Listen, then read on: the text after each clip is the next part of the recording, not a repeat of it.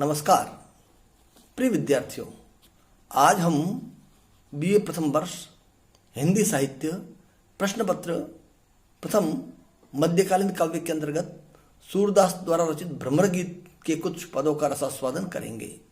इससे पूर्व हम भ्रमर गीत से 12 पद पढ़ चुके हैं। आइए आगे के पदों का अध्ययन करते हैं। गोपिया कह रही है, अटपटी बात तिहारी ऊधो, सुने सो ऐसी को है, हम अहीरी अबला सठ मधुकर, तिन्हें जोग कैसे सोहे। हे उद्धव, तुम्हारी बातें एकदम अटपटी है, इनको सुने ऐसा कौन है। हम तो अहीर स्त्रियां है। हे ना समझ मधुकर, हे ना समझ भंवरे, हम अहीर स्त्रियों को योग कैसे सुशोभित हो सकता है। बूच ही खूंबी आंधरी काजर, नकटी पहिरे बेसरी, मुंडली पाटी पार न चाहे, कोड़ी अंग ही केसर।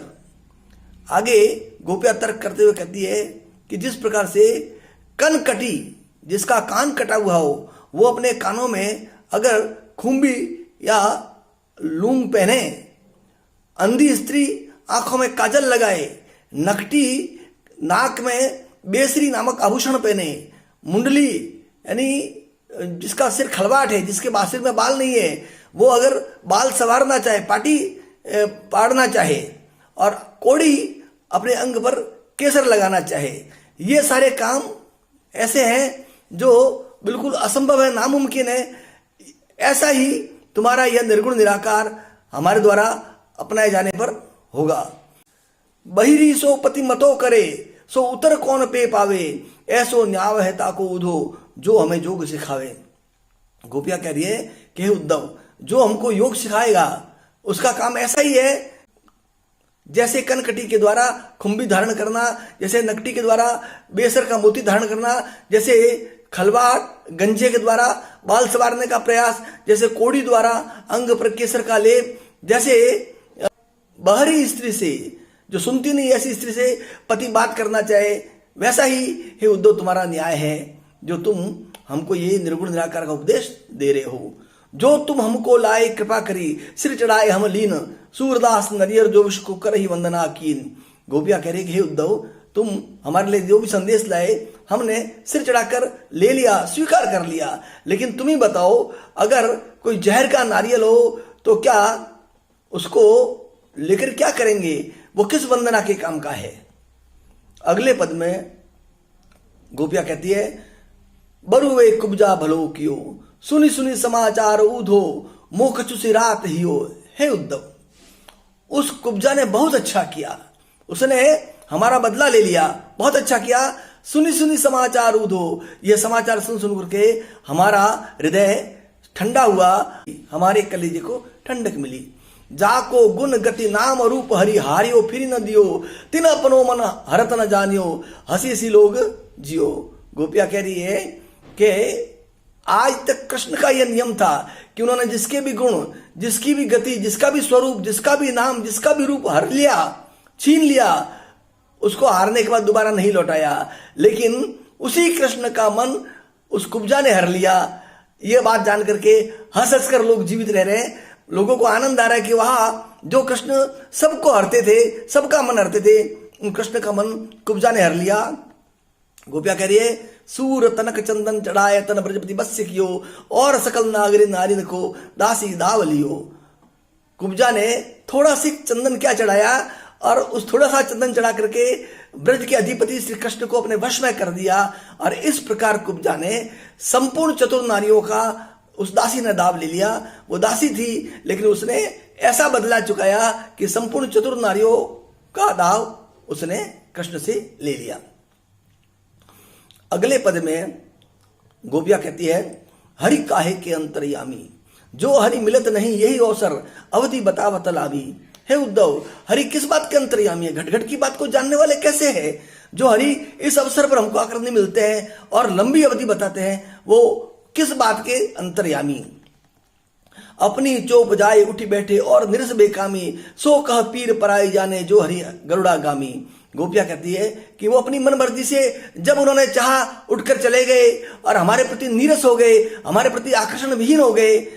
वो हरि जो गरुड़ पर गमन करते हैं वो भला पराई पीर को क्या जानेंगे। जो खुद हवा में उड़ते हैं, गरुड़ पर बैठ के उड़ते हैं, वो पराई पीड़ा को क्या जानेंगे। आई उगरी प्रीति कलई सी, जैसे खाटी आमी सूर इते पर अनख मरती है उदो पीवद मामी। गोपिया कह रही है कि उद्धव, उनके प्रेम की सारी कलई ऐसे उतर गई जैसे खट्टी इमली या खट्टे आम के रस से कलाई की हुई उतर जाती है, उसी प्रकार उनके प्रेम की कलई उतर गई है। और इस पर भी गोपिया कह रही है कि हम उन पर मर रही है, अब अगर वे नहीं आए तो हम मामी जहर पी लेंगे। आगे गोपिया बड़ा शानदार तर्क करते हुए कहती है, बिलग जनी मान हो ऊधो प्यारे, वह मथुरा काजर की कोठरी जे आवई ते कारे। हे उद्धव, अन्यथा मत मानना, बुरा मत मानना। ऐसा लग रहा है कि वह मथुरा तो काजल की कोठरी है, वहां से जो भी आता है काला ही आता है। आगे गोपिया कहती है, तुम कारे सुपलक सुत कारे, कारे मधुप भवारे, तिनके संग अधिक छवि उपजत कमल नयन मनियारे। हे उद्धव, तुम काले हो, सुपलक पुत्र अक्रूर जी काले हैं, और मथुरा से आने वाले ये मदमस्त भवरे ये भी काले हैं जो मधु का पान करते हैं। और इन सब कालों के बीच में वो कमल नेत्र कृष्ण हैं, उनकी तो छवि विलक्षण है, छवि अद्भुत है। वो तो जब इन सब के साथ खड़े होते हैं तो कमल के समान नेत्र वाले कृष्ण उन कालों में एक विलक्षण लगते हैं। इन सब कृष्ण वर्णा लोगों को देखकर गोपिया कहती है, मानहु नील माटते काढ़े, ले जमुना जो पखारे, ता गुण श्याम भई कालंदी, सूर श्याम गुण न्यारे। गोपिया यमुना के भी काले होने का कारण ये बताती है कि ऐसा लग रहा है कि श्री कृष्ण को नील के मटके में से निकालकर यमुना में धोया गया, जिसके कारण यह यमुना भी श्याम वर्णा हो गई है। वाकई में श्याम वर्णा लोगों के तो गुण ही अलग होते हैं।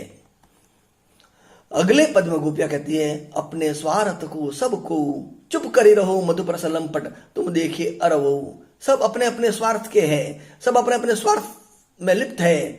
हे रस के लोभी भवरे, चुप रहो, हमने तुमको भी देख लिया और उनको भी देख लिया। और ओ कछु संदेश कहन को कहीं पठियो किन सोऊ, लीने फिरत जोग जुबतिन को बड़े सयाने दो। किसी और को संदेश कहने के लिए भेजा है, वो खुद क्यों नहीं आए। और वे ये योग जैसा कष्टकर कार्य, ये योग साधना युवतियों के लिए लेके फिर रहे हैं। हे उद्धव, तुम और तुम्हारे प्रिय कृष्ण दोनों बहुत चतुर हो। तब कत मोहन रास खिलाई, जो पे ज्ञान हो तो अब हमरे जिये बैठो यह पद, होनी होई सो हो। तब कत मोहन रास खिलाई, उसमें मोहन ने हमारे साथ रास की लीला क्यों की। कृष्ण ने अगर इतना ही उनको ज्ञान था, जो पे ज्ञान हो तो अगर उनमें इतना ही ज्ञान था तो उस समय हमारे साथ रास लीला क्यों की।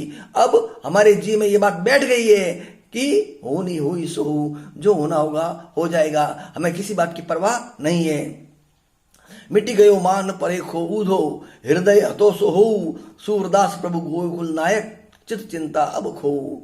सारा मान और विश्वास अब मिट चुका है। हे उद्धव, जितना दिल टूटना था टूट चुका है। अब तो सूरदास प्रभु गोकुल नायक, इस गोकुल के नायक प्रभु श्री कृष्ण ही है। चित चिंता अब खो, हमने अपने चित्त की सारी चिंताओं को खो दिया है। हमने तो सब कुछ उनको समर्पित कर दिया है, उनको जो करना हो वो करे। अगले पद में गोपिया कहती है, तुम जो कहत संदेशो आनी, कहा करो वा नंद नंदन सो होत नहीं हितानी। हे उद्धव, तुम जो आकर निर्गुण निराकार का, पूर्ण ब्रह्म का जो हमें संदेश दे रहे हो, हम क्या करें। उस संदेश को सुनकर भी नंद पुत्र के प्रति हमारे दिल में प्रेम में कोई कमी नहीं आ रही है। उनके प्रति जो प्रेम है वो कम नहीं हो रहा है। जोग जुगति की ही काज हमारे, जदपि महा सुख खानी, सने सने श्याम सुंदर की, हिली मिली के मन मानी। हे उद्धव, ये योग की युक्तियां, ये योग के उपाय, ये निर्गुण ब्रह्म की उपासना हमारे किस काम की है। भले ही ये सुख की खान हो, ये सुख का भंडार हो, भले ही योग साधना से बहुत सुख मिलता हो, लेकिन हमारे किस काम का। हम तो श्याम सुंदर श्री कृष्ण के स्नेह में सने हुए हैं और उनसे हिल मिलकर ही हमारा मन मानेगा। उनके आने पर ही हमारे मन को चैन मिलेगी।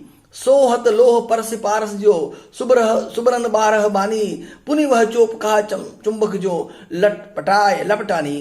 गोपियां तर्क करते हुए कहती है कि लोहा पारस के संपर्क में आकर भले ही 12 बानी सोना बनकर सुशोभित होता हो, मगर जब वो सोने में परिवर्तित हो जाता है तो उसमें चुंबक के प्रति वह आकर्षण कहा जो पहले था। जब तक वो लोहा होता है चुंबक की तरफ एक झटके में आकर्षित होकर के खींचा चला जाता है, लेकिन जब वो सोने में परिवर्तित हो जाता है तो उसके बाद वो चुंबक के प्रति आकर्षित नहीं होता।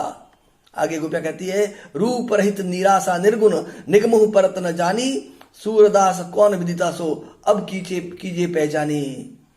वे कहते हैं कि तुम्हारा जो निर्गुण निराकार है वो रूप से रहित है, वो संपूर्ण आशा से रहित है, वो निर्गुण है, उसका कोई आकार नहीं है।